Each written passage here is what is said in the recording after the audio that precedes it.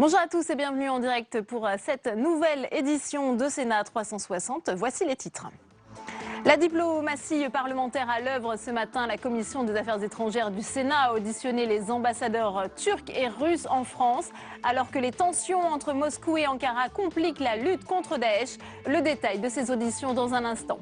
Nouvelle lecture du projet de loi de finances pour 2016 et du budget rectificatif et même réponse des sénateurs qui n'ont pas souhaité débattre des textes issus de l'Assemblée nationale, tant les divergences sont nombreuses. Ils ont déposé des motions qui mettent un coup d'arrêt aux discussions. On en parle dans un instant.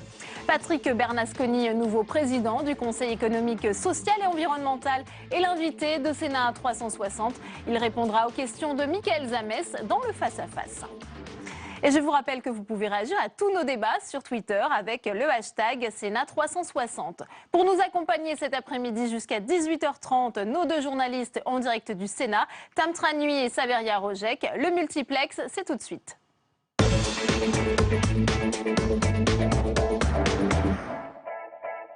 La crise irako-syrienne et la lutte contre Daesh au cœur de deux auditions de la Commission des affaires étrangères du Sénat. Les ambassadeurs turcs et russes ont été entendus par les sénateurs dans un contexte de tension entre les deux pays. Mounir Soussi. Cet avion russe abattu le mois dernier dans le ciel turc a ouvert une période de tension entre les deux pays, une brouille toujours vivace. Auditionnés par la Commission des affaires étrangères du Sénat, les ambassadeurs ont campé sur leurs positions respectives. Pour le représentant turc, la destruction de cet avion était légitime. Les règles d'engagement de l'aviation turque étaient claires et ils avaient l'instruction d'abattre tout objet volant, violant l'espace aérien turc. Une explication qui ne passe pas à Moscou. Avant l'engagement russe en Syrie, en soutien aux forces de Bachar al-Assad, les relations étaient pourtant bonnes entre les deux pays. Pour le président Poutine, ça a été ressenti comme une trahison. Nous pensons qu'ils ont voulu montrer leur mécontentement puisque nous bombardons ce trafic de pétrole qui les enrichit. La Turquie est fréquemment accusée de prendre part au trafic de pétrole syrien organisé par Daesh. L'audition a permis aux sénateurs de faire un bilan et de constater les divergences. Auditionnés l'un après l'autre, les deux ambassadeurs ne se sont même pas croisés. Nous avons, Français, ce rôle, je crois, diplomatique, justement, d'écouter les différents partis et puis de jouer ce rôle à la fois parce que l'on a compris les enjeux, de pouvoir peut-être rapprocher et faire en sorte que, il n'y ait pas une escalade. La tendance n'est pas au rapprochement, mais les intérêts économiques communs pourraient pousser les dirigeants à faire baisser la tension, car la Turquie est le deuxième plus gros acheteur de gaz russe. Et on retrouve tout de suite Saveria Rojek en direct de la salle des conférences du Sénat avec le président de la Commission des affaires étrangères ici au Sénat, Jean-Pierre Raffarin. Et oui Delphine, Jean-Pierre Raffarin, bonjour. Vous avez auditionné ce matin en tant que président de la Commission des affaires étrangères l'ambassadeur russe en France, Alexandre Orlov, et son homologue turc, Haki Akil. On le sait, les relations extrêmement tendues actuellement entre Moscou et Ankara compliquent le travail de la coalition en Syrie. Quels enseignements tout d'abord vous tirez de ces auditions ce matin pour les avoir justement entendus ? Il y a d'abord des éléments positifs. Les choses sur le terrain progressent. La coordination avec les Russes est intensifiée. Donc nous avons fait des progrès depuis quelques semaines. Et donc ça, c'est important. Et puis, il y a sur le terrain, notamment en Irak, des avancées de la coalition. Et donc, on peut considérer qu'il y a un certain nombre d'endroits sur lesquels Daesh commence à reculer. Mais il y a des complexités. Naturellement, cette complexité qu'on a examinée ce matin est le désaccord entre la Russie et la Turquie, ce qui est vraiment préoccupant parce qu'il y a beaucoup de nervosité et il semble vraiment que les relations Erdogan-Poutine soient vraiment aujourd'hui en très mauvaises conditions. Est-ce qu'on s'éloigne de l'idée de François Hollande, que François Hollande avait évoquée il y a quelques semaines, de grandes coalitions communes ? Je le crains, ce n'est pas encore sûr, mais il est clair que ce qui a été engagé par l'Arabie Saoudite en créant avec 34 autres pays une coalition, que tout ceci est en train de constituer un peu des étages superposés de coordination qui fait qu'à force de coordonner différemment, on finit par être en désordre. Et donc, ce qui est à craindre, c'est que nous soyons pas suffisamment coordonnés, organisés, contre Daesh. Car en fait, beaucoup ont des objectifs doubles. Il y en a qui combattent Daesh, mais les Kurdes qui peuvent, ici ou là, poser quelques problèmes. Il y en a qui combattent Daesh, mais qui combattent par ailleurs également les forces d'opposition à Bachar. Donc il y a beaucoup de complexité. En tout cas, on peut dire que les choses progressent. Néanmoins, la situation reste complexe et il faudra beaucoup de temps et la solution ne sera pas que militaire.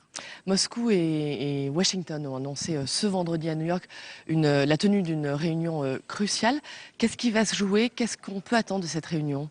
Mais d'abord, c'est une belle performance quand même de John Kerry et de la diplomatie américaine d'avoir réussi à ce que les Russes participent à cette réunion. La présidence du Conseil de sécurité est américaine en ce moment et à cette occasion-là, les Américains vont essayer d'obtenir cette coalition coordonnée que nous espérons. Donc le fait que les Russes viennent montre un certain dégel de la situation, donc c'est un progrès. Il va y avoir des annonces, pardon. Nous ne le savons pas encore, il faut être prudent. Les Russes font un pas en participant, mais il y a encore des désaccords très importants. Et quand on écoute les accusations de la Russie sur la Turquie et de la Turquie sur la Russie, on se rend compte que la situation reste dangereuse. Jean-Pierre Raffarin, un mot sur l'actualité politique française. Manuel Valls, le Premier ministre, a salué ce matin votre initiative de pacte républicain contre le chômage. Vous continuez d'exclure toute idée de gouvernement d'union nationale. Comment concrètement ça peut se traduire, cette initiative alors?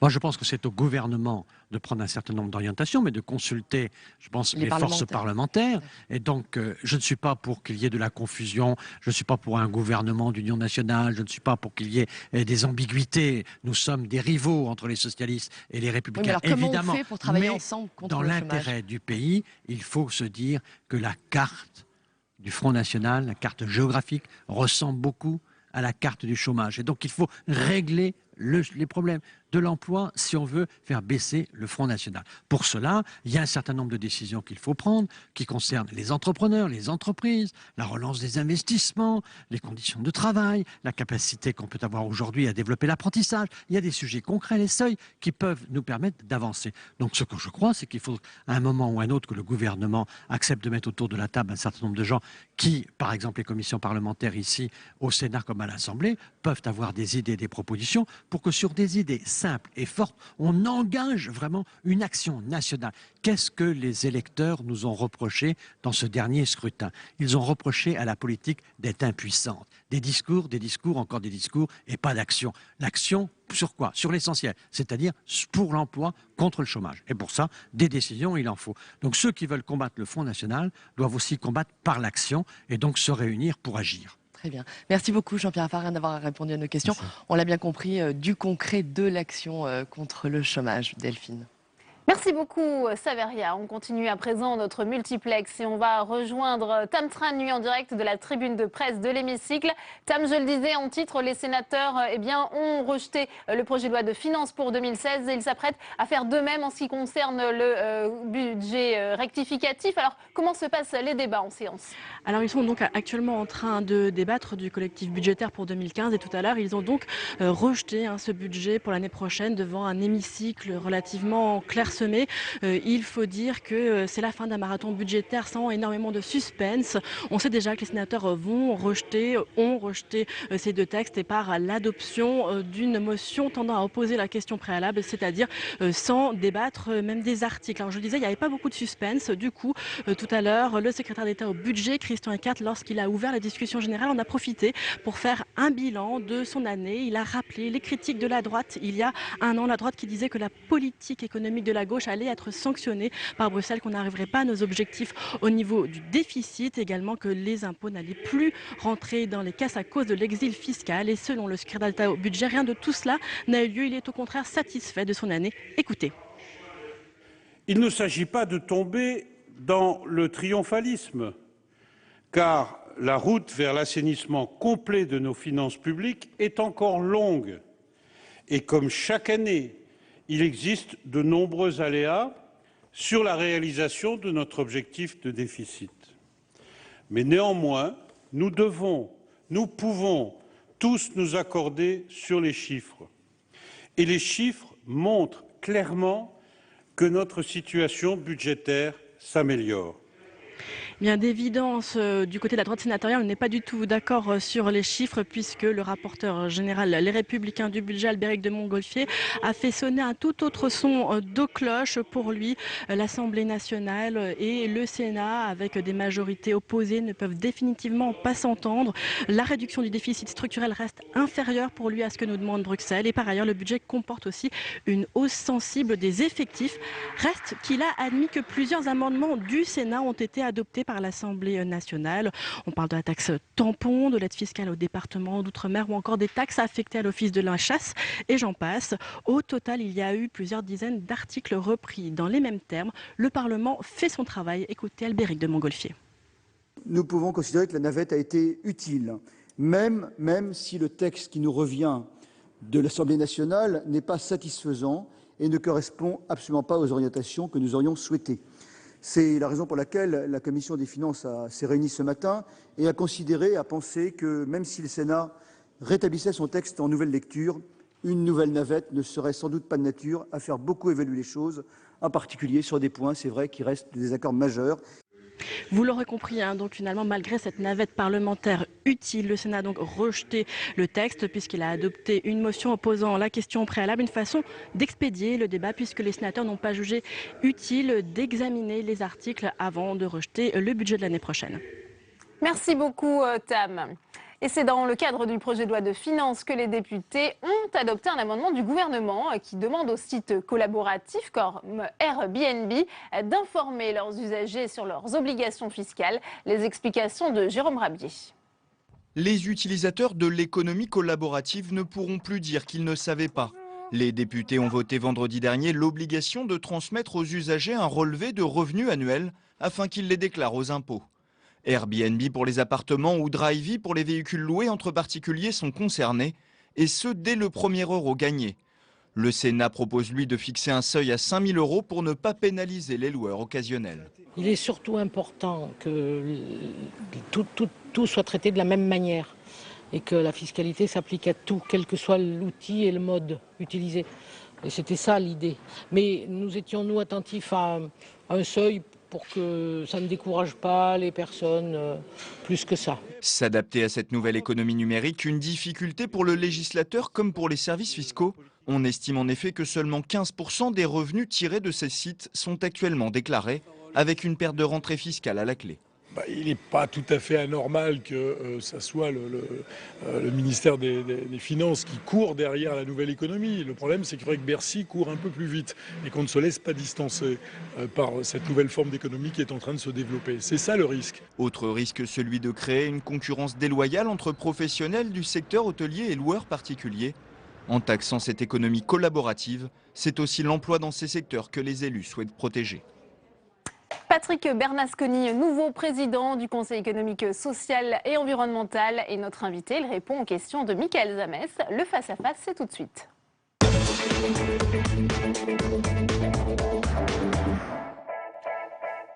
Bonjour Patrick Bernasconi. Bonjour. Vous êtes le président de ce qu'on appelle la troisième chambre de la République. J'ai votre programme entre les mains, au service du renouveau démocratique. Vous êtes le président d'une chambre qui a été beaucoup décriée. C'est quoi votre programme pour changer cette image? Je crois que c'est la troisième chambre de la République. C'est une chambre qui a une place particulière puisque c'est une chambre consultative. On n'est pas l'Assemblée nationale qui est la maison des citoyens, qui fait les lois. On n'est pas le Sénat qui a une représentation des territoires. On est là pour éclairer le débat politique. Et le vrai sujet pour nous, c'est de pouvoir faire des préconisations, des propositions, de façon à ce que le législateur ou l'exécutif puisse en tenir compte. On est le miroir. On ne vous entend pas. Alors, ce qu'il faut pour pouvoir se faire entendre, c'est, je crois qu'on a deux écueils importants qu'il va falloir vaincre. Le premier écueil, c'est il faut que les organisations, les associations qui sont membres de cette chambre se réinvestissent à l'intérieur et que l'on ait une véritable cohérence entre ce qui se dit au Conseil économique, social et environnemental et ces mêmes organisations. Si on ne fait pas ça, on aura beaucoup de difficultés. Ce que vous voulez dire, c'est qu'il y a eu une forme de désertion, où parfois, voilà, on mettait au Conseil économique des personnes, voilà, pour faire plaisir. Des personnes quoi? Voilà, des personnalités pour faire plaisir, par exemple. Faire plaisir quoi? C'est-à-dire qu'on faisait plaisir à la personne, en reconnaissance, etc., mais pas forcément en lien direct avec l'organisation. Ce qu'il faut, c'est d'avoir des vrais représentants des organisations impliquées au sein du Conseil économique, social et environnemental, pour qu'à un moment donné, on ait une véritable cohérence entre ce qui se dit au Conseil économique, social et environnemental et ces mêmes organisations. Ça servait à recaser les gens ? Oh, ça a pu arriver. Je ne dis pas que tout l'ensemble des conseillers étaient vus de cette façon-là, ou étaient placés de cette façon-là, mais ça pouvait arriver. Il faut éviter ça. Il faut vraiment éviter ça. Et comment vous faites ? Vous faites la chasse aux sorcières ? Vous faites quoi ? La première, dans le projet collectif qu'on a monté, parce que c'est d'abord un projet collectif, le premier engagement qu'on a demandé à ces organisations, c'est de nous envoyer des personnes qui comptent pour elles, de façon à assurer justement ce lien. Si on est capable de faire ça, on répond déjà à la première partie. Deuxième partie, il faut que l'exécutif nous saisissent de sujets d'actualité. C'est vrai qu'on est souvent l'Assemblée du temps long. On dit on est l'Assemblée du temps long. En même temps, lorsque l'on dit ça, on a l'impression qu'on est un peu hors sol. Non, on est pour traiter des sujets d'actualité. Alors évidemment, on peut avoir une vision l'actualité, le temps long, c'est pas totalement la même chose. C'est pas tout à fait la même chose. Mais bien sûr qu'on peut avoir une vision prospective, mais on doit être capable d'apporter aussi des réponses sur des sujets d'actualité. Et les citoyens nous attendent sur ces sujets-là. Très bien, est-ce que nous prenons des sujets d'actualité ? Bon, il y a l'état d'urgence, c'est une chose, mais dans l'état d'urgence, il se passe beaucoup de choses. Il y a eu des impacts, par exemple, économiques sur ce qui s'est passé. Vous pourriez vous saisir de dossiers comme cela ? Libéralisation de la société, avec toutes ses conséquences fiscales, sociales. On a déjà commencé à travailler sur ces sujets-là. À nous de continuer. Soyons saisis sur ces sujets-là. On peut parler des conséquences aujourd'hui de la COP21. Quelles conséquences ça va avoir demain sur le plan économique, sur le plan social ? Bien sûr qu'on a beaucoup travaillé. Il y a un accord. Quelle traduction de cet accord ? Et à nous de travailler sur justement les conséquences de cet accord. Les parlements vont être saisis. Bien sûr, mais à nous d'apporter l'éclairage de la société civile. Pensez juste une seconde que cette Assemblée représente plusieurs dizaines de millions de Français à travers toutes les associations et organisations qui y sont représentées. Cela va des scouts, en passant par la coopération, par la mutualité, par les associations, par exemple, comme Léo Lagrange, en allant jusqu'aux entreprises, en formation d'organisation. On est le seul endroit où vous retrouvez la société civile organisée. On est le seul endroit. Si jamais demain ça n'existait plus, je suis sûr que le surlendemain, on essaierait de recréer ce lieu-là. Aujourd'hui, on invente des comités théodule. Les gens le savent très bien. Il y a des comités qui ne servent à rien. Sans aucune légitimité. Donc, plutôt que de créer des comités, on va chez vous. Ben nous, on a la légitimité pour traiter tout un ensemble de sujets. Appuyons-nous sur le Conseil économique, social et environnemental. Je dis, il y a deux choses pour réussir. Ou les groupes, organisations se réinvestissent dedans, et on aura une première partie de gagner. Et deuxième condition, il faut que l'exécutif nous saisisse sur des sujets d'actualité. Et je suis convaincu que c'est dans leur intention. Qu'est-ce qu'il vous a dit, François Hollande, quand il vous a rencontré ? Alors, permettez-moi de garder un peu, évidemment, le résultat de cette entrevue plutôt pour le Conseil. D'abord, je pense qu'il croit dans cette institution, et évidemment, il attend que cette institution fonctionne. Elle a été conçue comme le miroir et le moteur de la société, il faut qu'elle soit comme telle. Et donc, il attend, d'abord, lui, son sujet, c'est pas savoir qui était président de cette Assemblée. Son sujet, c'est d'avoir une institution qui fonctionne et qui puisse, donner des propos, montrer quel est le visage de cette société civile. On est une institution de déblocage, utilisons-la comme telle. On est là pour pouvoir faire des propositions. Et je pense que ça répondra à son vœu si on est capable de pouvoir démontrer que demain, on fait des propositions et que ces propositions-là puissent être prises dans la loi. Je vous prends un exemple. On est en train de parler de ce pacte contre le chômage, pour lutter contre ce chômage. Pourquoi est-ce que vous ne saisissez pas, vous auto-saisissez pas de ce dossier aujourd'hui si le gouvernement ne le fait pas ? C'est l'urgence. Si le gouvernement ne le fait pas, bien sûr, sur un certain nombre de sujets de ce type-là, on peut s'auto-saisir. Alors on est en train de travailler tout de suite à définir les axes stratégiques et les priorités stratégiques de la prochaine mandature. Donc ça, c'est un travail au quotidien. On réunit tous les groupes, c'est-à-dire toutes les organisations, pour savoir quels sont leurs désirs. On réunit toutes les sections de travail pour savoir quels sont leurs désirs. Et à partir de là, on va bâtir les axes stratégiques de la prochaine mandature. Bien évidemment que ces sujets-là... contre le chômage. C'est pas une réponse, mais bien sûr que le travail, l'emploi, bien évidemment, fera partie. Vous avez des représentants des syndicats aujourd'hui. On sait très bien que les représentants des syndicats, il y a un axe majeur, c'est ce qui va se passer sur l'assurance chômage, par exemple. Ils n'auraient pas un poids majeur à jouer aujourd'hui entre le Parlement, à l'Assemblée, au Sénat et le gouvernement ? Vous êtes là Alors, ce qu'il faut éviter, c'est de se retrouver en porte-à-faux à un moment donné, on sera en pleine négociation avec les partenaires sociaux. Mais avant ou après, on a un espace pour pouvoir agir. Et à nous de nous en saisir.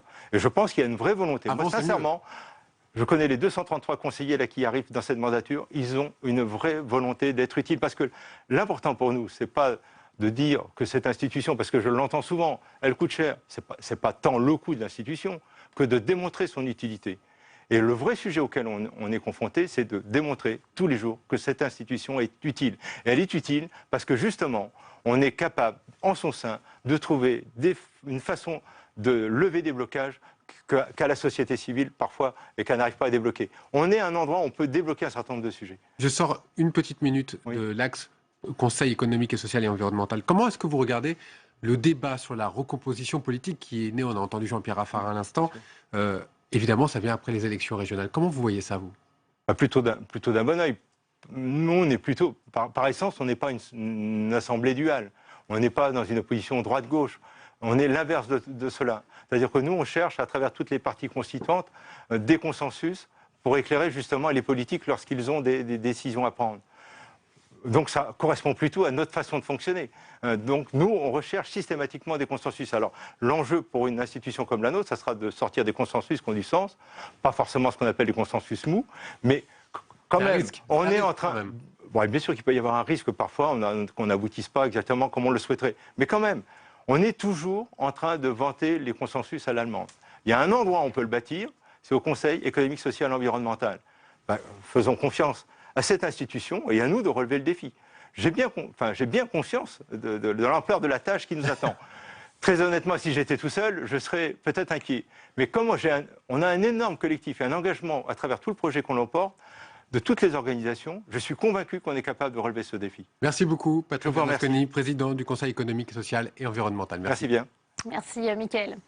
Alors que le Conseil constitutionnel doit statuer demain sur la conformité à la Constitution des assignations à résidence prononcées sous l'état d'urgence, le comité de suivi du Sénat sur cet état d'exception faisait ce matin son premier bilan. Cécile Sixou et Stéphane Amalian.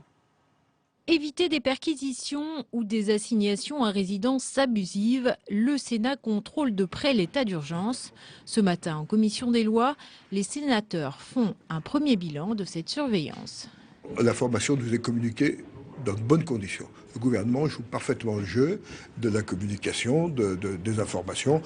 On écrit, on demande des renseignements complémentaires, on les a sans problème. Coopération du gouvernement, les sénateurs ont aussi les pouvoirs d'auditionner des personnalités qui ont l'obligation de répondre. Après François Moulins, le procureur de Paris, et David Bénichou, le magistrat du pôle antiterroriste, les parlementaires comptent poursuivre leurs auditions à la rentrée. On commence le 12, 13, 14 janvier, on fera des auditions dont une des journées sera consacrée aux associations qui s'occupent des droits de l'homme et aux avocats ou des personnalités qui sont contre l'état d'urgence. Enfin, la commission compte éclairer le gouvernement sur ses projets législatifs à venir grâce à ses travaux, ses réflexions et ses débats. C'est en fonction de ce débat que nous aurons à apprécier la prorogation éventuelle de l'état d'urgence au mois de février prochain et également l'opportunité de réviser la Constitution, de même que les mesures législatives qui pourraient être prises pour améliorer la lutte contre le terrorisme. Pour le moment, pas de contrôle commun avec l'Assemblée nationale. Le Palais Bourbon exerce aussi un contrôle de son côté. Et dans le reste de l'actualité sénatoriale ce matin, l'examen en commission du projet de loi sur la déontologie des fonctionnaires. Un texte qui a pour objet de renforcer les droits des agents. Mais pour le rapporteur de ce texte au Sénat, Alain Vasselle, ces droits, je cite, doivent toutefois être conciliés avec les impératifs des employeurs publics dans un contexte de tension des finances publiques. On l'écoute. Je crois qu'il était important, à partir du moment où le Parlement et le gouvernement avaient souhaité légiférer en matière de transparence de la vie publique pour les parlementaires et le gouvernement, que ceux qui travaillent pour la collectivité publique, donc qui ont des responsabilités importantes, qui ne sont pas de même nature, mais qui sont voisines, soient soumis également aux mêmes règles et aux mêmes dispositions législatives. Je vous le disais en titre, nouvelle lecture du projet de loi de finances pour 2016, un texte qui a donc été rejeté par les sénateurs. Je vous propose d'écouter les interventions du secrétaire d'État au budget et celle du rapporteur général, le sénateur Les Républicains, Albéric de Montgolfier. Les chiffres ne mentent pas. Ils montrent clairement que les impôts rentrent dans les caisses de l'État, c'est un fait. Et dans le même temps, Les baisses d'impôts que nous avions promises, nous les avons mises en œuvre. Pour la production et l'emploi, ce sont 7 milliards d'euros d'allègements supplémentaires en 2016. Pour les ménages, particulièrement les classes modestes et moyennes, ce sont 5 milliards de baisses d'impôts sur 2015 et 2016. Ce que nous avons promis, nous l'avons tenu. Les impôts baissent en 2015 et ils continuent à baisser en 2016. Et l'évolution du taux des prélèvements obligatoires le prouve. Il passera de 44,9% du PIB en 2014 à 44,5% en 2016. Enfin, on nous disait l'an dernier que la Commission européenne était sur le point de prononcer des sanctions contre notre pays. Quel est le bilan un an après? Non seulement il n'y a pas eu de sanctions, non seulement nous respectons strictement la recommandation transmise en début d'année, mais aussi notre pays a réaffirmé son rôle de pays majeur de l'Union par son rôle, par exemple, dans la résolution de la crise grecque, dont je veux saluer, pour laquelle je veux saluer l'action de Michel Sapin, et plus généralement par la réponse que nous apportons à tous les défis que rencontre l'Europe aujourd'hui. Voilà, Mesdames, Messieurs les sénatrices et les sénateurs, Monsieur le Président, Madame la Présidente de Commission, Monsieur le rapporteur général, un bilan de l'année écoulée sur les questions de finances publiques. Il vous revient désormais de vous prononcer en nouvelle lecture sur le projet de loi de finances pour 2016. En cas de rejet du texte, le gouvernement demandera à l'Assemblée nationale de statuer définitivement sur ce budget. Je vous invite donc à ne pas laisser le dernier mot à l'Assemblée nationale et à accepter le texte qu'elle a adopté vendredi dernier. Merci, Monsieur le Ministre. Il y a de nombreuses divergences qui persistent. Et parmi les principales, il y a évidemment une différence d'approche sur l'impôt sur le revenu, et puisque l'Assemblée est revenue, pour le coup, sur aux intentions initiales du gouvernement. Et elle a décidé, contrairement également aux engagements du gouvernement, elle a aussi augmenté la fiscalité. Je pense à la fiscalité sur les opérateurs de télécommunications. Oui, on n'avait dit pas d'augmentation d'impôts. Il y en a une à l'article 20 pour financer l'audiovisuel public. Elle a également maintenu la taxe sur les transactions intrajournalières à l'article 8 quater, ou encore l'article 34 bis. On avait compris que ça nous donnait une marge de manœuvre, le fameux amendement Hérault, mais le gouvernement ne s'y est pas opposé manifestement, puisque l'Assemblée a rétabli le 34 bis, qui crée une réduction dégressive de CSG financée on ne sait trop comment. Pardon? Ah bon, d'accord, d'accord. Non, mais ça n'a pas été mis en seconde délibération, c'est vrai. Elle n'a pas suivi le Sénat, l'Assemblée, dans ses propositions, pourtant utiles. Je pense à des propositions d'extension du dispositif d'amortissement accéléré des robots industriels aux ETI, c'est l'article 6, à la suppression de taxes à faible rendement, à l'article 8, au dispositif d'amortissement du trade, ou encore la décote du flot pour les terrains affectés au ministère de la Défense. Donc voilà un certain nombre de regrets, bien sûr. Et s'agissant des missions budgétaires, et je vais conclure par là, l'Assemblée nationale a rétabli les plafonds des 8 missions dont les crédits avaient été rejetés par le Sénat et a supprimé l'ensemble de nos amendements de réduction. C'est dommage, parce qu'on en avait des réductions de dépenses. On peut penser à un certain nombre de mesures que nous avions proposées à l'occasion de l'examen des crédits des missions.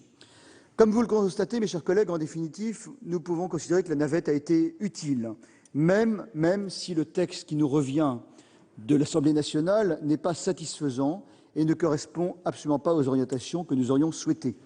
C'est la raison pour laquelle la Commission des finances s'est réunie ce matin et a pensé que même si le Sénat rétablissait son texte en nouvelle lecture, une nouvelle navette ne serait sans doute pas de nature à faire beaucoup évoluer les choses, en particulier sur des points, c'est vrai, qui restent des désaccords majeurs. Et donc, c'est la raison pour laquelle la Commission des finances a choisi de proposer au Sénat, sur le projet de loi de finances pour 2016, de poser la question préalable. Je vous remercie. 17h sur Public Sénat, merci si vous nous rejoignez en direct. Voici le rappel des titres de Sénat 360. La diplomatie parlementaire à l'œuvre. Ce matin, la Commission des affaires étrangères du Sénat a auditionné les ambassadeurs turcs et russes en France. Alors que les tensions entre Moscou et Ankara compliquent la lutte contre Daesh, le détail de ces auditions dans un instant. Rejet en nouvelle lecture du projet de loi de finances et du budget rectificatif par les sénateurs. Ils ont adopté des motions qui coupent court à la discussion, tant les divergences sont nombreuses entre la majorité sénatoriale et le gouvernement.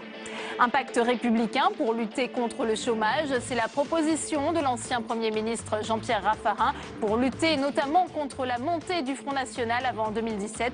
Une proposition accueillie favorablement par Manuel Valls.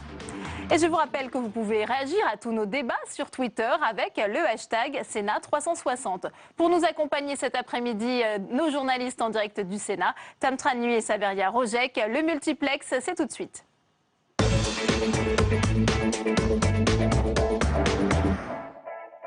Et on commence notre multiplex parlementaire en prenant la direction de l'hémicycle du Sénat où nous attend Tam Tranui. Bonjour Tam. Alors sans surprise, les sénateurs ont rejeté tout à l'heure le projet de loi de finances pour 2016. Ils ont d'ailleurs adopté une motion qui permet de rejeter le texte avant de débattre des articles. Et oui, c'est une motion opposant la question préalable qui permet donc d'expédier le débat, même si pour une fois sur ce budget, il y avait un point d'accord entre les sénateurs de droite et de gauche. Ce point de convergence, c'était la question de la sécurité, plus précisément le pacte de sécurité annoncé par François Hollande au lendemain des attentats du 13 novembre lors du congrès de Versailles devant tous les parlementaires. Ce pacte de sécurité, bien sûr, il a un impact sur les finances publiques, plus d'effectifs au niveau de la police, de la gendarmerie, des douanes, au ministère de la Justice ou encore à la Défense. Tout cela coûtera 815 millions d'euros supplémentaires pour plus de personnel et puis pour les équipements associés là-dessus. Tout le monde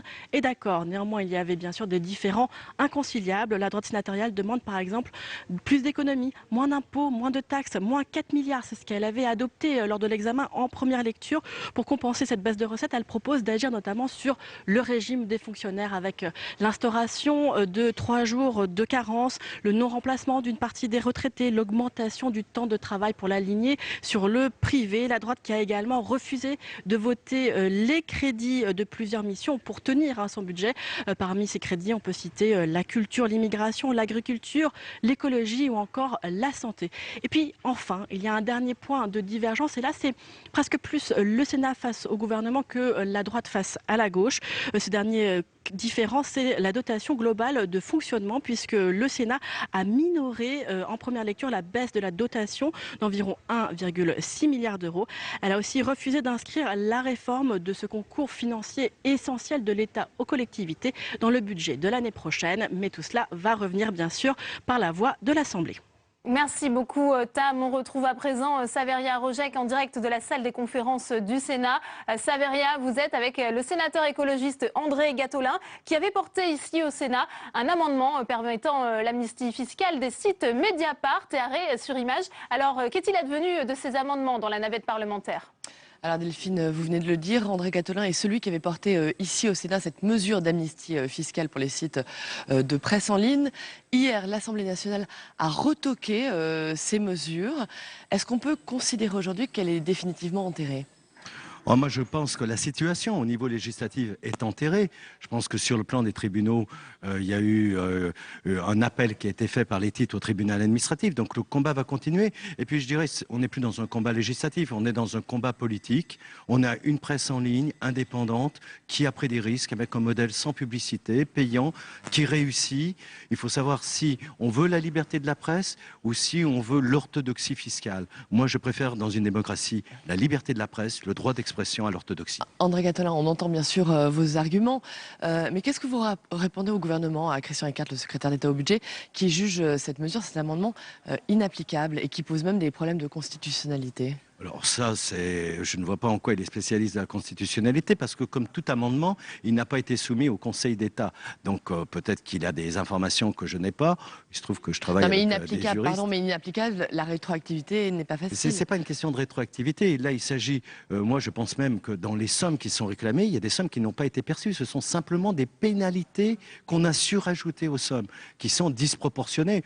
Là, l'administration fiscale, vous savez, quand elle négocie avec une entreprise, quand elle est négociée avec quelqu'un qui a fait de l'évasion fiscale pour qu'il revienne, vous croyez qu'elle le fait sans négocier et qu'elle le fait avec des pénalités? Je dis, il y a deux poids, deux mesures, et ce qui est dommageable, c'est que les entreprises de presse ne sont pas des entreprises comme les autres à ce niveau-là, et que les entreprises de presse qui relèvent de la liberté d'expression sont plus pénalisées. Encore une fois, on entend et on connaît tous vos arguments sur cette question, mais qu'est-ce que vous répondez? Parce qu'il y a d'autres sites qui, eux, ont payé, j'allais dire, rubis sur l'ongle. La plupart des autres sites font partie de... Pardonnez-moi, mais il y a quelque chose de presque discriminatoire. Non, parce que les autres sites qui ont payé rubis sur ongle, ils ne sont pas très nombreux, ce sont des sites de médias papier, ce sont des extensions qui bénéficient par ailleurs... Donc ils sont soutenus par une structure. Ils sont soutenus par une structure qui avait déjà la TVA de 1% pour l'essentiel de leur activité, mais surtout des aides à la presse qui s'élèvent actuellement à 280 millions d'euros, quand les titres en ligne bénéficient cette année d'à peine 400 000 euros. Est-ce qu'on pense au futur ou est-ce qu'on pense à ce qu'était la presse hier? Et c'est bien le problème, c'est toujours la vision de la modernité de cet État. Un mot, André Catelin, le Sénat vient de rejeter le projet de loi de finances rectificative. Oui. Après le projet de loi santé lundi, après le PLFSS, qu'est-ce qui se passe? Le Sénat refuse de débattre. C'est le dernier mot du Sénat maintenant, c'est on rejette le budget, point final, on ne débat plus? Je crois que les conditions dans lesquelles on a débattu quand même ces dernières semaines, où on a fait le PLFR en à peine une journée, avec un texte qui avait triplé de volume après son passage à l'Assemblée nationale, avec des ajouts du gouvernement, nous donnent aucune visibilité. On a un PLFR qui est une extension de la loi de finances et nous sommes incapables d'avoir une vision globale des deux. Donc l'Assemblée nationale a adopté quelque chose, restons-en à ce que l'Assemblée nationale a adopté. Surtout, il faut que nous repensions demain le travail législatif, les conditions. On ne va pas se plaindre de passer nos nuits, on est payé pour ça. Mais là, on est dans une incapacité de gérer les choses. Vous êtes en train de dire que le système, la navette parlementaire, il y a un côté presque obsolète aujourd'hui, ça ne fonctionne plus? C'est la première fois depuis 10 ans. Les apports du Sénat ne sont pas... Vous avez vraiment l'impression de travailler pour rien? Non, c'est la première fois depuis 10 ans, on a travaillé dans des conditions législatives absolument incroyables. C'est-à-dire à peine on avait terminé le PLF, il s'est passé un jour avant qu'on attaque le PLFR. En 2009, où on avait une situation très dense, il y avait une semaine de battement. Nous pouvions étudier tous les apports de l'Assemblée nationale et du gouvernement. Là encore, je le répète, tout ce qui passe par amendement du gouvernement ou de l'Assemblée nationale ne fait pas l'objet d'études d'impact ni de contrôle du Conseil d'État. Alors on ne peut pas faire de miracle par rapport à une loi qui tombe du ciel au dernier moment. André Catelin, merci beaucoup. Merci d'avoir répondu à nos questions. Retour en plateau avec Delphine. Merci beaucoup Saveria. Et vous en parliez bien dans le cadre du projet de loi de finances. C'est dans ce cadre-là que les députés ont adopté un amendement du gouvernement qui demande aux sites collaboratifs comme Airbnb d'informer leurs usagers sur leurs obligations fiscales. Les explications de Jérôme Rabier. Les utilisateurs de l'économie collaborative ne pourront plus dire qu'ils ne savaient pas. Les députés ont voté vendredi dernier l'obligation de transmettre aux usagers un relevé de revenus annuels afin qu'ils les déclarent aux impôts. Airbnb pour les appartements ou Drivey pour les véhicules loués entre particuliers sont concernés, et ce dès le premier euro gagné. Le Sénat propose lui de fixer un seuil à 5 000 € pour ne pas pénaliser les loueurs occasionnels. Il est surtout important que tout soit traité de la même manière et que la fiscalité s'applique à tout, quel que soit l'outil et le mode utilisé. Et c'était ça l'idée. Mais nous étions attentifs à un seuil pour que ça ne décourage pas les personnes plus que ça. S'adapter à cette nouvelle économie numérique, une difficulté pour le législateur comme pour les services fiscaux. On estime en effet que seulement 15% des revenus tirés de ces sites sont actuellement déclarés, avec une perte de rentrée fiscale à la clé. Il n'est pas tout à fait anormal que ça soit le ministère des Finances qui court derrière la nouvelle économie. Le problème, c'est qu'il faudrait que Bercy court un peu plus vite et qu'on ne se laisse pas distancer par cette nouvelle forme d'économie qui est en train de se développer. C'est ça le risque. Autre risque, celui de créer une concurrence déloyale entre professionnels du secteur hôtelier et loueurs particuliers. En taxant cette économie collaborative, c'est aussi l'emploi dans ces secteurs que les élus souhaitent protéger.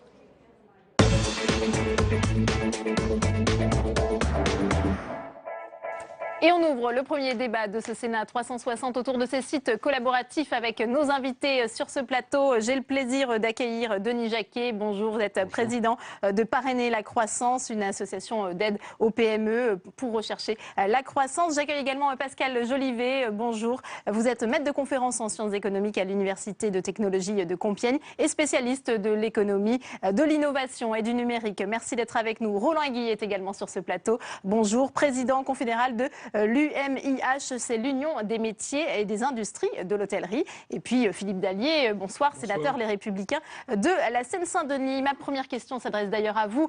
Que pensez-vous de cet amendement adopté finalement par l'Assemblée nationale sur l'information finalement des usagers sur leurs obligations fiscales lorsqu'ils sont utilisateurs ou à l'initiative d'Airbnb ou de Drivey par exemple? Écoutez, c'est bien, mais c'est beaucoup moins bien que ce que le Sénat avait adopté ici lors de l'examen du projet de loi de finances. Nous avions proposé que ces sites transmettent automatiquement aux services fiscaux par contribuable les revenus perçus chaque année, automatiquement, pour qu'il puisse y avoir contrôle derrière. Et nous avions proposé effectivement qu'il y ait une franchise fiscale à hauteur de 5 000 €, en dessous de laquelle les particuliers n'ont pas de déclaration à faire et ne sont pas imposés. Au-dessus de 5 000 €, on impose. Parce que le vrai problème, c'est quand même celui-là. Il y a des gens qui sont de vrais particuliers et qui occasionnellement louent leur appartement, louent leur voiture, et puis il y a d'autres choses encore. Et puis il y a des faux particuliers qui sont des professionnels et qui, eux, contournent les règles et créent et font une concurrence déloyale à différents secteurs.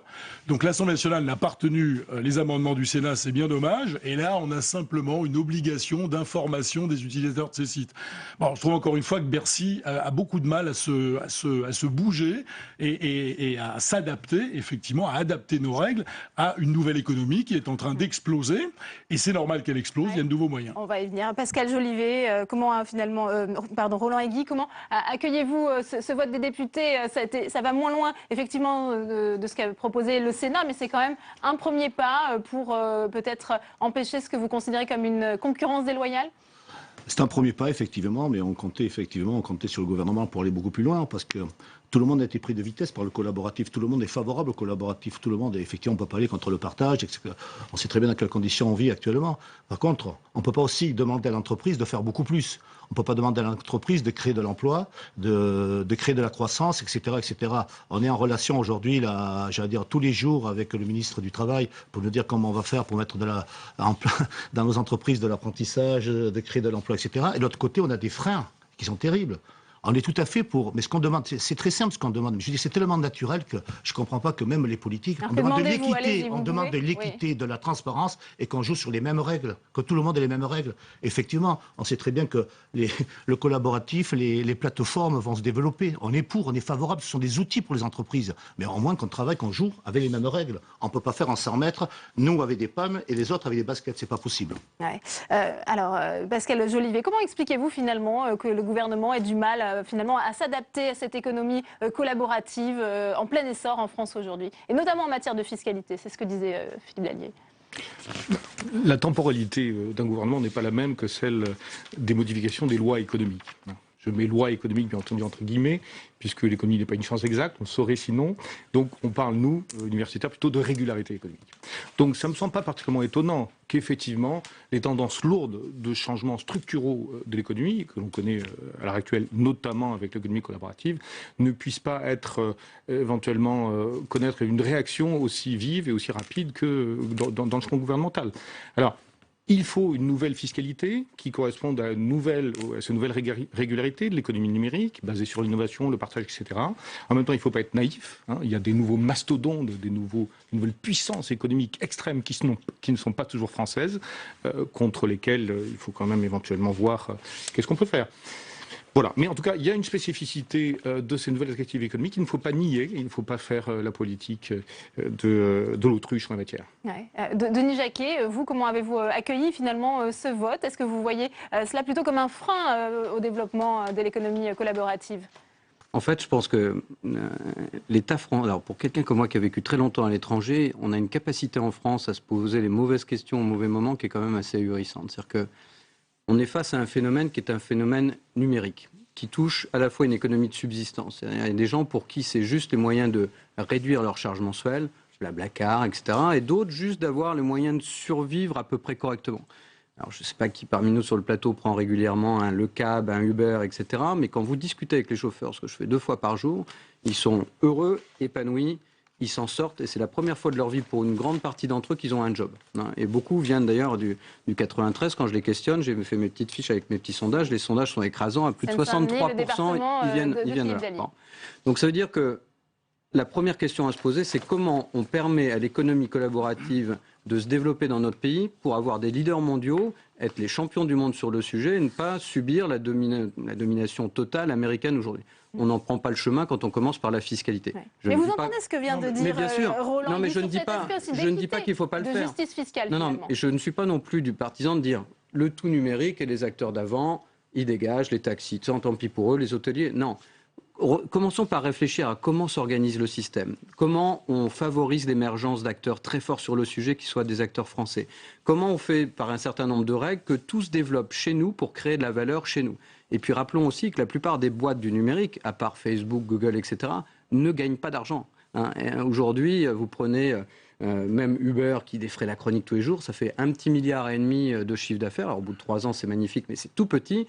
Et je veux dire, ça nous prive en rien d'impôt sur la société. Pourquoi? Parce que de toute façon, ils ne font pas de bénéfices. Pour le moment, ils en feront bientôt. Donc, il faut arrêter d'essayer d'ostraciser, de jeter des pierres sur cette économie. On en a besoin. On a besoin qu'elle se développe. Mais maintenant, je suis d'accord à des règles de concurrence égales. Et ça, je suis tout à fait d'accord. Personne ne jette des pierres à l'économie numérique. Et si vous suiviez un peu les travaux de la Commission des finances du Sénat, ça fait 3-4 ans qu'on s'intéresse à ce sujet. Aussi bien sur les impôts que payent ou que ne payent pas les géants de l'économie numérique, les Google et autres, parce que ça, il y a un vrai sujet, mais également sur les problèmes de perception de la TVA sur les achats en ligne. Là, c'est 140 milliards de recettes pour l'État qui peuvent s'évaporer dans les 4-5 années qui viennent, mais aussi l'économie collaborative. Personne ne vient sur ce plateau en disant « faut arrêter tout ça, faut freiner tout ça ». Bien sûr que non. Je parle plutôt du gouvernement au sujet. Quand la première réaction, c'était Uber Pop, j'interdis. C'est même pas je réfléchis, j'adapte, c'est j'interdis. Le problème des taxis est peut-être un problème très particulier. Mais il faut bien comprendre également qu'il faut qu'il y ait des règles. Ce n'est pas parce que c'est l'économie numérique que derrière ça doit être la jungle et que chacun doit faire ce qu'il a envie de faire. Monsieur disait, il faut adapter les règles. Des règles aujourd'hui, il y en a. Quelqu'un qui loue 1, 2 ou 3 appartements sur Airbnb, normalement, il doit déclarer ses revenus locatifs. La seule question, c'est est-ce qu'il le fait? Elle existe déjà. Mais bien sûr que, attendez, moi encore une fois, je ne parle pas du particulier qui de temps en temps ou une semaine par an va louer son appartement ou sa voiture, et encore moins des gens qui partagent une voiture pour faire un trajet Paris-Lyon. Ça n'est pas le sujet. Mais nous avons sur ces sites de vrais professionnels qui louent des dizaines de voitures. On a reçu les grands de la location de voitures qui nous ont expliqué qu'ils ne sont plus le principal loueur de voitures. On a effectivement des gens qui commencent à développer des parcs. En matière de location d'appartements, à Paris, il y a un chercheur américain qui a, en recroisant des données, déterminé qu'il y avait un type qui louait une centaine d'appartements sur Paris. Tout ça, ça échappe effectivement à l'administration fiscale et ça n'est pas normal. Je suis d'accord, c'est pas normal. Donc nous ne voulons pas tuer l'économie numérique, nous voulons simplement faire en sorte que, effectivement, il n'y ait pas de concurrence déloyale et que l'État, qui a aussi besoin de vivre, et les collectivités locales également, la ville de Paris mais les autres, perçoivent les taxes qui leur sont dues. Après, le niveau des taxes, c'est un vrai sujet, on pourrait en débattre, elles sont trop élevées en France, mais on ne peut pas considérer que chacun fait ce qu'il veut. Puisque vous êtes là, est-ce que vous avez déjà constaté un impact, des conséquences sur l'hôtellerie traditionnelle du développement d'Airbnb en termes de chiffres? Est-ce que vous avez des données? C'est énorme. Je vais vous donner un chiffre là, par rapport à cette vague qui effectivement, je reste dans le collaboratif, dans ces plateformes. Il y a 4 ans, il y avait Airbnb, pour ne pas les citer, ils avaient à peu près 200 logements sur leur plateforme. Ils proposaient en France. Aujourd'hui, ils sont à plus de 150 000. L'ensemble des plateformes de meublés, on est à plus de 500 000 en France. Il y a 650 000 chambres. Je veux dire, toutes les règles de concurrence sont bafouées. Par rapport, on a des acteurs dominants qui font ce qu'ils veulent, avec des lobbying énormes, on le sait. Vous parlez de moyens, enfin, je crois qu'ils ont des moyens extraordinaires. Alors, je ne dis pas qu'ils font des bénéfices, je dis qu'ils ont des moyens extraordinaires. Ils contournent tout le temps, effectivement, toutes les règles, toutes les lois. Systématiquement, on travaille, nous, avec Booking, avec Expedia, on rencontre tout le monde, tous les jours, je vous l'ai dit. Donc, il n'y a pas de problème. Ce qui est terrible, c'est que derrière tout ça, et ça, c'est de la responsabilité de la politique et du politique, comment on va dire à nos enfants, à nos petits-enfants, qu'effectivement, toute la protection sociale qui aujourd'hui, en France, est réputée, donc, qu'est-ce qu'on va leur proposer derrière? La retraite, l'enseignement, tout ça va diminuer. Tout ça va diminuer, puisqu'il n'y a plus de recettes fiscales. Je ne comprends pas, moi, de la frilosité de Bercy. Ouais. Donc, équité. Pascal Jolivet, on comprend bien ce bouleversement que ça représente pour les professionnels. Comment on fait alors pour s'adapter à cette économie collaborative tout en continuant à préserver les métiers de l'hôtellerie, par exemple? Bon, tout d'abord, je crois qu'on peut dire que c'est pas parce que ça devient numérique que ça ne doit pas être régulé. Voilà. Et je dis bien pas réglementé, mais régulé. Donc j'ai une approche universitaire systémique où il faut assurer une régulation globale d'un écosystème dans lequel il y a effectivement des nouveaux acteurs numériques et des nouvelles infrastructures matérielles ou logicielles numériques. Bien. Donc là, je crois qu'on est un bon nombre à être d'accord là-dessus. Il faut réguler comme toute autre activité économique. Je ne vois pas pourquoi l'économie numérique s'émanciperait par magie de toute régulation économique et sociale et fiscale. Bien. Par contre, il ne faut pas encore une fois nier la réalité de la révolution numérique économique. Alors, pourquoi est-ce qu'il y a des choses bonnes dans cette révolution de l'économie du partage? Eh bien, notamment parce qu'il y a ce qu'on appelle des externalités positives environnementales et externalités positives sociales. Sans vouloir vous noyer dans le jargon, externalité environnementale positive, c'est le fait qu'en mutualisant éventuellement un certain nombre de voitures, eh bien au niveau global de la société, il y a moins de voitures qui circulent, donc moins de besoin de faire de nouvelles infrastructures, moins de besoin de consommer des carburants à impact carbone extrêmement lourd. Et impact social positif, alors là, je sais que c'est plus discutable, et c'est vrai, il y a une régulation à faire pour que ce soit réellement le cas. Ouais. Est-ce que vous êtes d'accord avec cette analyse sur ces externalités positives à la fois en matière d'environnement et au niveau social? Moi, ce que je ne peux pas accepter, alors sur le numérique, je suis tout à fait d'accord avec l'ensemble du plateau, il n'y a pas de souci. Effectivement, chez nous, dans l'hôtellerie, je veux dire, le numérique, c'est notre outil de travail. Donc, il n'y a pas de problème en termes de visibilité. Non. Le problème, c'est tout ce qui passait, tout ce qui s'est engouffré autour de là-dedans. On ne peut pas accepter que l'État, actuellement, soutienne, j'allais dire, tout ce qui se fait dans ce que j'appellerais du troc. Regardez ce qui s'est passé hier avec SNCF. C'est aberrant. Justement, alors on rappelle un petit peu. Aberrant, il y a eu pendant 24 heures. Une filiale de la SNCF qui proposait justement voyagesncf.com, qui proposait à ses clients lors de l'achat d'un billet de louer leur logement vide justement via Airbnb. On sait que la SNCF a fait machine arrière. Pardon. Oui, pas par hasard. Oui. Tout s'achète et tout se vend. L'information se vend. Donc la SNCF sait que vous achetez un billet de train, elle en déduit que vous n'êtes pas chez vous et elle revend l'information à un autre. Bon, ça pose quand même un vrai problème parce que le fait que vous ne soyez pas à votre domicile, c'est quand même une information d'une certaine sensibilité. Si on peut se mettre à la vendre à n'importe qui, c'est quand même un vrai sujet. Voilà. Bon, ceci dit, l'activité d'Airbnb n'est pas à condamner absolument. Donc la SNCF a bien fait de faire machine arrière sur ce point. Je pense que ça posait quand même un petit problème déontologique. Les données personnelles. C'est justement après il y a quand même un problème de avec les syndicats hôteliers pour certaines d'entre elles. Ceci étant dit, pour revenir à Airbnb, personne ne veut la mort d'Airbnb, et encore moins des sites de partage comme les lotos, etc. Mais effectivement, je pense qu'on ne peut pas laisser se développer les choses sans régulation. Et le gouvernement est très en retard. Et le fait qu'il n'ait pas... au Sénat, droite et gauche, on a travaillé sur le sujet. Les amendements qui avaient été adoptés l'ont été de manière quasiment consensuelle, unanime. Malheureusement, l'Assemblée nationale n'a pas souhaité les retenir pour retenir ce simple élément d'information du loueur. Le loueur, il sait s'il loue pour 2 000, 3 000, 10 000 ou 50 000 euros à l'année. Enfin, Roland Guy, et ensuite... tout simplement, je voudrais relever, simplement pour venir à Airbnb, on parlait justement de la professionnalisation ou de l'industrialisation du tourisme. Il y a encore 3 semaines, on a eu un témoignage, on a identifié sur Paris des entreprises qui avaient 140 logements à la disposition d'Airbnb. On avait Bettina en Italie, 642. Attendez, où on va 642 logements à la disposition d'Airbnb, sans un impôt à la fin, sans une fiscalité. Que va faire le chef d'entreprise face à ça? Alors, Denis Jacquet. Alors, moi, je vais continuer à jouer le vilain petit canard. Je pense qu'il y a une chose sur laquelle en tant que libéral, entrepreneur, ça ne devrait pas choquer, je pense, les républicains, mais moi, mon sujet, c'est pas de mettre plus de régulation. Moi, je pense qu'on doit vraiment se poser la question dans ce pays de savoir comment déréguler, au contraire. C'est-à-dire que pourquoi les gens trichent en général? Parce qu'ils sont oppressés par une fiscalité, par une régulation. On est un des pays qui a la législation la plus foisonnante au monde, qui est peut-être liée aussi au fait qu'on a beaucoup d'élus, mais aussi par cette volonté de l'État d'absolument vouloir réglementer à peu près tout partout. Mais la deuxième chose, et puis ça...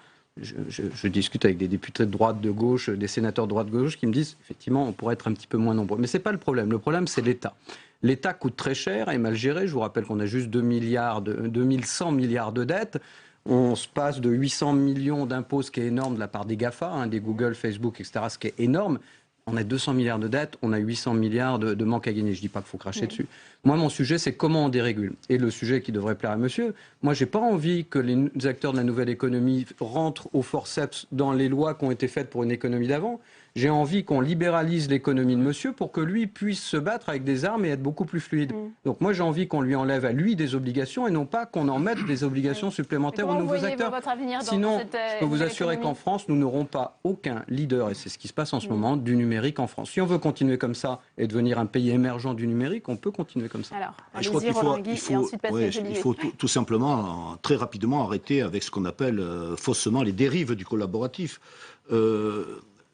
Je reviens sur la protection, quand même. Il y a derrière tout ça, il y a quand même il y a tout un modèle de société qui est remis en question. On ne peut pas imaginer qu'il y ait entre guillemets du commerce et qu'il n'y ait pas de fiscalité.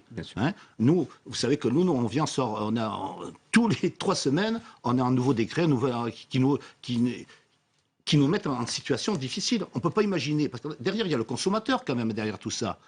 Comment on sécurise le consommateur par rapport à Airbnb? Quand on va faire une échange, imaginez-vous que la SNCF... Le consommateur qui va dans un appartement, s'il n'y a pas d'accessibilité, il n'y a pas de sécurité pour l'incendie, etc., etc. Alors on va attendre une fois de plus qu'il y a un drame, action, réaction et sanction. Non mais voilà, tout ça n'est pas réfléchi, tout ça n'est pas sérieux et il faut remettre en question. Pour moi, c'est déterminant, c'est comment on va protéger le modèle, plus tard, très rapidement, le modèle de la protection sociale en France.